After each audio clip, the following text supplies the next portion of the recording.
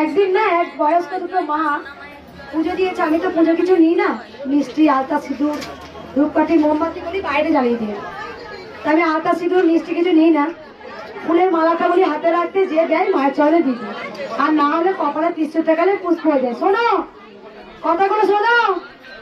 দিয়ে দুই মায়ের কাছে ধূপ দেখাচ্ছে, মা নাম বললাম না, গোত্র বললাম না, ওগুলো মা পূজা হয়ে গেল। ওইখানে ধূপ দেওয়াচ্ছে, বয়স্ক মায়েরা বলছে, আমি বলছি পুজো হয়ে গেছে, পুজো হয়ে গেছে, ভক্তিতে পুজো হয়। তোর নাম গোত্র কি ধরনের পুজো করাবো রে? নাম গোত্র তোর মা, তোর গোবিন্দ তোর নামটা লিখে দিয়েছে, তবে তোর ওই নাম হয়েছে, জানবি? গোবিন্দ সব জানে, তাই নাম গোত্র কিচ্ছু লাগে না। আমি ওই লেড়া ছাড়া পুজো আর লেড়া ছাড়া ভক্ত দেখা, ভক্তও যত্ন করে পুজো, মায়েরও যত্ন করে পুজো করতে পারে না। কি মন্ত্র বলবি?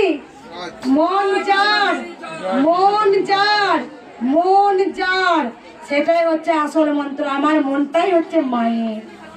হ্যাঁ, দু কথা আমি মন্ত্র শিখে মায়ের কাছে মন্ত্র আবড়ালাম, আর মায়ের প্রতি ভক্তি শ্রদ্ধা নেই, এটা মন্ত্র? মন্ত্র হচ্ছে ভাবে, যার যত ভাব তার তত লাভ। আমি মা আমার কাছে এসছেন, আমি মাকে পাওয়ার ক্ষমতা নেই, মা নিজে এসছেন।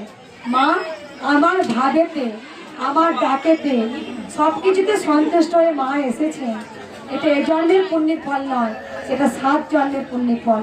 দেখো কৃষ্ণকালী নামটা কোথা থেকে জানলে তোমরা? কৃষ্ণকালী নামটা কোথা থেকে জানলে? ইউটিউবে আনলো কে? রে কোথায় ছিল রে মধুমাকা হরিনাম? কে এনেছিল? হরিনামটা এনেছিলেন মহাপ্রভু।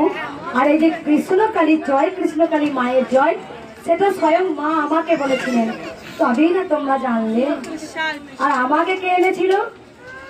স্বয়ং গোবিন্দ। তবেই না এসেছি, তবেই না করতে পারছি। আমার কি ক্ষমতা ছিল রে? আমাকে দিয়ে করিয়ে নিয়েছে। যেমন চালাও তেমনি চলি, যেমন চালাও তেমনি চলি। তুই চালার কে রে? এক মুহূর্ত পা আগানোর ক্ষমতা আছে?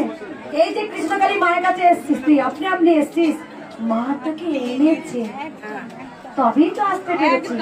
হ্যাঁ, আজকে যদি 1 সেকেন্ডে কিছু হয়ে যেত, আসতে পারতিস? পাঠিয়ে তো মা তোকে রেখেছে বলে আসতে পেরেছিস। ওরে আমরা তো উপরে